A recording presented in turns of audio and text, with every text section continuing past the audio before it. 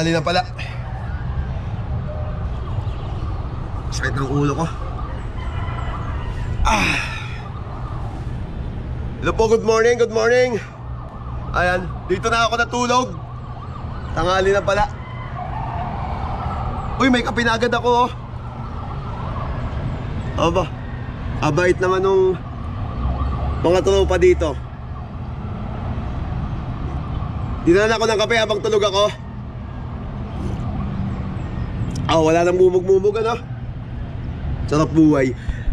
Guys, dito na nga pala ako natulog, oh. Kakahintay kay hindi na ako umalis dito. Kakahintay kay Boy Tapang. Hindi tayo mapagbigyan eh. Sa ano natin? Sa kanya. Sa oy, sarap magkape, oh. Tara, kape tayo.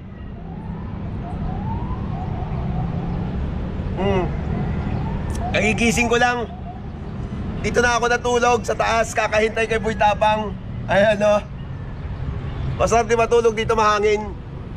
Wala, hindi pa tayo, hindi pa tayo kinukontak ni Boy Tapang kung mapagbibigyan niya tayo dito. Ayan, oh.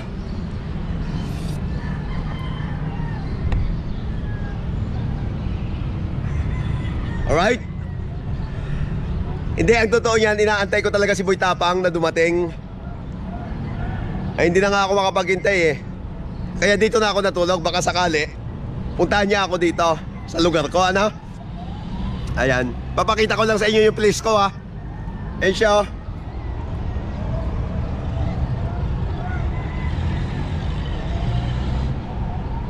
Ayan, nakita nyo guys, paikot. Ayan. Ayan siya, oh.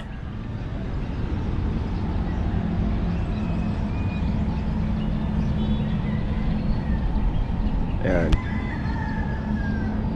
Nakikita nyo yan, sementeryo yan. Kung sakaling di ko mahintay si Boy Tapang, dyan na ako didiretso. Ayan, oh. Alalim, ano? Inaantay ko talaga siya guys, kaya wala eh, tagal niya dumating eh. Dito na tuloy ako natutulog, kakahintay sa kanya. Sana i-ano nyo siya guys, sana i-mention nyo siya. Nang sa ganun ay puntahan niya ako dito at makaalis na rin ako dito sa lugar ko. Ano? Para makatulog na ako sa kundo ko, ano? Kasi malamok din dito, kahit sabihin mong mataas to, malamok din eh. Pinapapak ako ng lamok dito. Ayan. Sa mga basher ko, nagsasabi sira na yung ulo ko.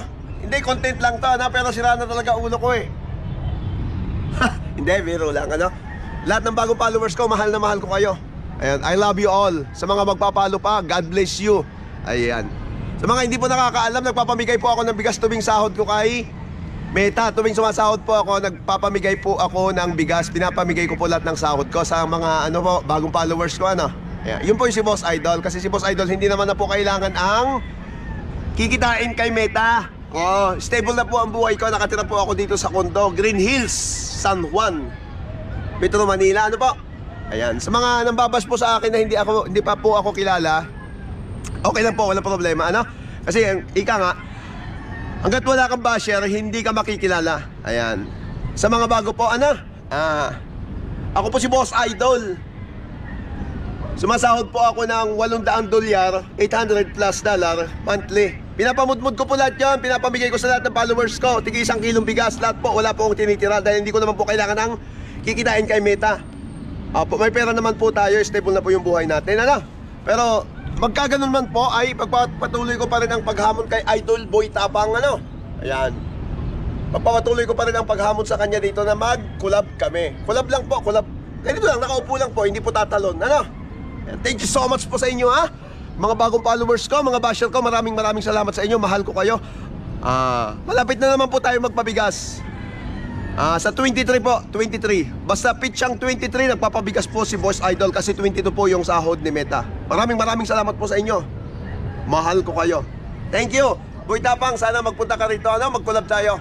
Ang ibig ko sabihin collab, mag-collab tayong tumulong sa mga taong nangangailangan, yung mga walang-wala sa buhay. Di ba? Thank you so much po. Maraming salamat sa inyo. Bye-bye!